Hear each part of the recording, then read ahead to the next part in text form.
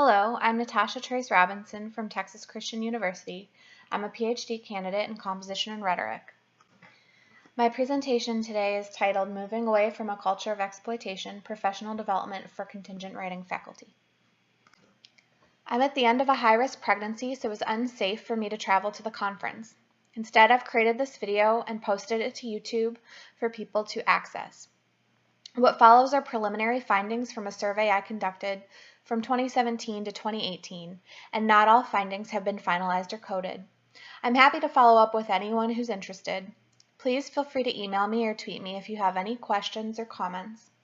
My email is n.trace.robinson@tcu.edu, and my Twitter handle is Natasha Robinson without the I in Robinson. Jumping a few years back in time, none of this would have been possible had I not met Martha in 2010. My first semester adjuncting, I drove over 300 miles a week to teach at 4 schools, a massive community college district at 2 campuses, which is where I met Martha, a community college in a small town, and a 4-year college. Martha, a department chair, took notice of my interest in teaching in our first interview and followed up with me afterwards to chat more about my experiences in my master's program. Looking back, what was particularly noteworthy about this relationship is that she didn't see me as someone she needed to help. She pursued a mentoring relationship with me because she valued my knowledge and experience, having graduated recently, as something she could benefit from as an administrator, and she could familiarize me with community college teaching. This was my first experiencing in a co-mentoring relationship. Martha has continued to be a mentor during my time as an adjunct, then again as a full-time faculty member, a chair, and now as a PhD student. Traditional mentoring has a clear boundary of who the mentor is and who the mentee is. Co-mentoring, however, combats the hierarchical model traditional mentoring perpetuates.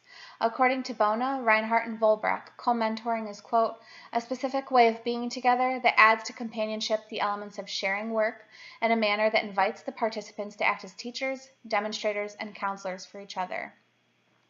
Co-mentoring is not a method, but a relationship. Co-mentoring assumes that everyone has something to teach and something to learn. Co-mentors are collaborators. They labor together. They need not be friends in the sense of having deep affection or intimate ties with each other, end quote. Both contingent and non-contingent faculty have something to teach. The benefits may not happen mutually at the same time or even equal out over time, but all parties involved have something they can offer to the others and something they can gain. It's my reflection upon this reciprocal relationship with Martha that led me to this dissertation project and this presentation today. In my research project, I wanted to explore how mentoring, a form of informal or formal professional development, and other forms of professional development happen or don't happen for contingent faculty in our field. To do this, my dissertation asks the following questions.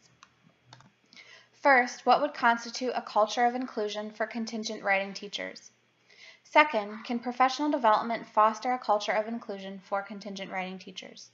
And third, what are contingent writing faculty's professional aspirations, and would professional development opportunities be something contingent writing faculty want and need to achieve these aspirations? To explore some of these questions, I conducted research into the history of contingent labor in our field and English studies. I'll post the sources I consulted with in the description box of this video, but some of the framing pieces included the Wyoming Resolution, the response to it from 4Cs, James Sled's work, the book Moving a Mountain, edited by Eileen Schell and Patricia Stock, the special issue of 3Cs about labor that includes the Indianapolis Resolution, and many others. Additionally, and what I'm talking about today, I created an IRB-approved survey and interview. In early October 2017, my dissertation chair posted a message in the WPA listserv soliciting responses to my survey, and I posted the survey to the TYCA Google group. I also emailed the survey out to WPAs at colleges and universities in Texas, both public and private, asking the WPAs to respond to the survey and to pass it along to their contingent faculty. I received 118 full responses to the survey and 136 responses total. Of the total respondents to the survey, 30% were from Texas, 43% were from the South, including Texas, 24% were from the Midwest, 14% from the Northeast, 17% were from the West, and 1 person, or less than 1%, were from another country. Few respondents to the survey identified themselves as administrators, which indicates to me that many WPAs do not see themselves as administrators, or perhaps they see themselves as professors first, administrators second, and my question did not allow for multiple selections. However, I got a wealth of information from contingent faculty. 54% of total responses were from contingent faculty.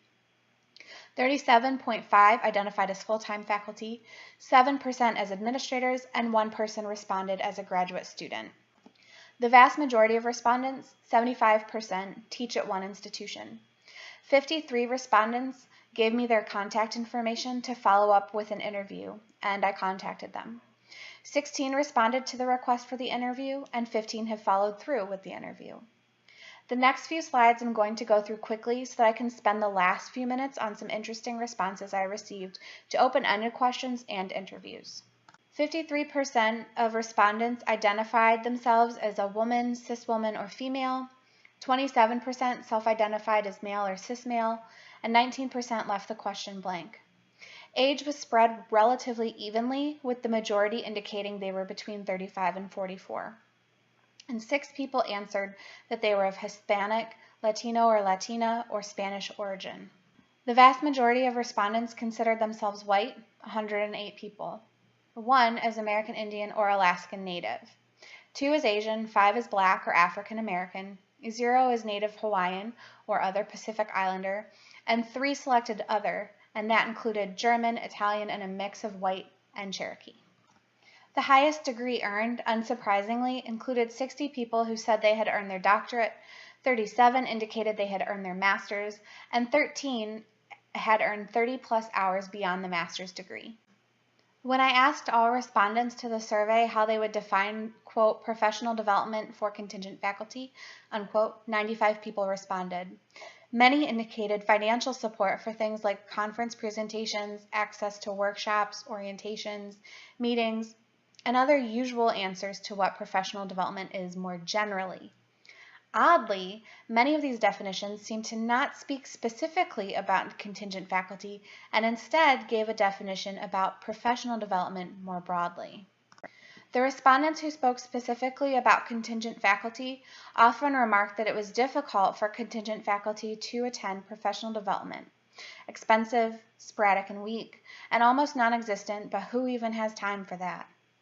One person said it was pathetic and non-existent on any level of meaningfulness.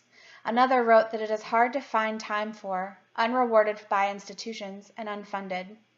Yet another wrote that at their institution there were few contingent faculty, and that those who are on yearly contracts sometimes see themselves as contingent and sometimes don't, and that other than pay and tenure, they're treated the same as any tenure-track faculty. There's a lot to work with that question, and I plan to follow up with some of the respondents about their definitions. However, for the purposes of this presentation, to investigate what groups might see professional development as accessible, for instance, money to attend or present at a conference, or workshops being offered, or not accessible, for instance, saying non-existent, sporadic, or hard to attend, I looked at 20 random responses to get an idea of trends that might emerge more largely. Once I can spend more time coding the responses, I'll have a more full picture of any trends that might exist. However, interestingly, of those who marked professional development in accessible language, 2 were adjuncts, 3 were administrators, and 8 were full-time faculty. For those who saw professional development as non-accessible, all 7 responses came from adjuncts. Not one administrator or full-time member out of the 20 random responses indicated professional development for contingent faculty in non-accessible terms. Now, while I can't generalize from such small numbers at this point, I observe a serious disconnect between how these random chosen responses see professional development for others, if they're administrators or full-time faculty, or how they see professional development for themselves as contingent faculty. Next, I had a set of questions specifically for contingent faculty. I asked, quote, as a contingent faculty member, what professional development has been available to you at the institutions where you teach over the past 5 years, end quote. 30 answered with specific offerings like workshops, orientations, brown bags, and seminars. 4 answered less specifically, often saying none or few were available to them. And this indicates that the majority of contingent faculty who answered the question are offered some form of professional development. My follow-up question asked contingent faculty if they'd be interested in professional development specifically for them if it was offered. 4 indicated that they'd possibly or not necessarily be interested. 1 person answered no, and 29 people answered some form of yes, they would be interested. This is perhaps the least surprising answer. The contingent faculty are indeed interested in being included in professional development. The final question I asked contingent faculty was, quote, what barriers makes it or would make it hard for you to attend professional development opportunities offered by the writing program, department, or institution where you work? 28 people indicated either time, money, and/or distance were barriers for them. 1 indicated they had no barriers, and 1 person said that the department purposefully created barriers by explicitly excluding contingent faculty from participating. This indicates that the contingent faculty who responded to these questions and the survey are not only interested in professional development, but also that the majority would be more interested in participating in professional development if they were offered via more convenient times or other modes of participation.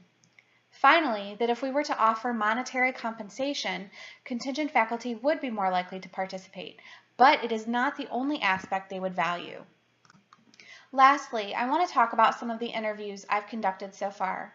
7 were conducted through email and 8 were conducted over Skype, phone, Google Hangouts, or Zoom.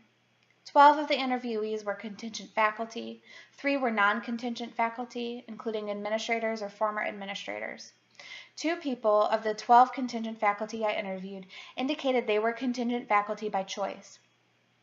For instance, 1 left working full-time when she became a mother and found that the flexibility her schedule has is helpful.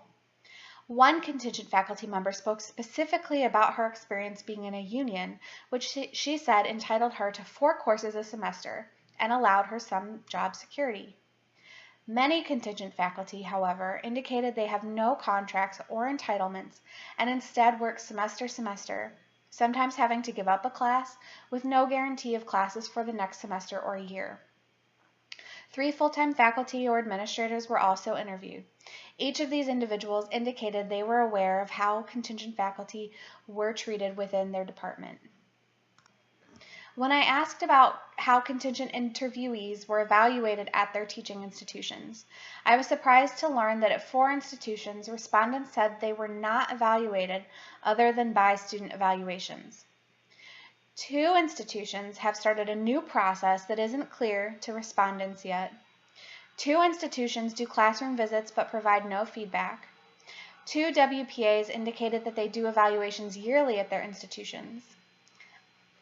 5 of the institutions do yearly or semesterly evaluations. 1 institution, a for-profit, does weekly evaluations of online classes. And 1 person said at an institution they conduct evaluations, but they have only ever received negative feedback. There's certainly a large spectrum of what evaluations for contingent faculties look like at universities and community colleges across the country.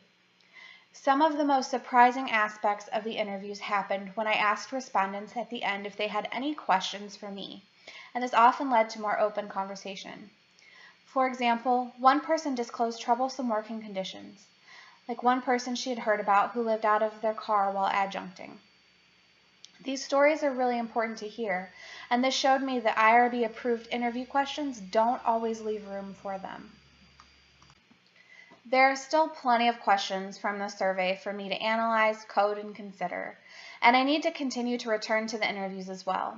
However, at this point I can say a couple of main conclusions I draw from the research from this presentation. Contingent faculty are willing to talk about their experiences and ideas regarding not only professional development, but also their interests, and they want to be involved in their departments and institutions.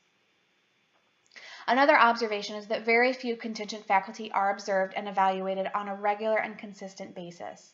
Some are evaluated sporadically or solely evaluated based on student evaluations.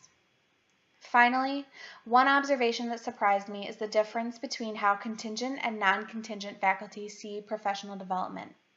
There's a clear disconnect between how contingent faculty see their inclusion and participation and how non-contingent faculty see the offerings for contingent faculty. Ultimately, we have a lot more listening to do.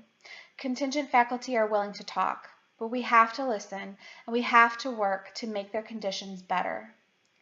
One way in is to ask questions and be interested in what contingent faculty bring and want to bring to the classroom and institution. While listening is essential, so is increased activism to encourage and bring about meaningful change for contingent working conditions. While I cannot be there in person today, I again welcome any questions, ideas, or comments via email n.trace.robinson@tcu.edu or through Twitter, Natasha Robinson without the I in Robinson. Thanks so much.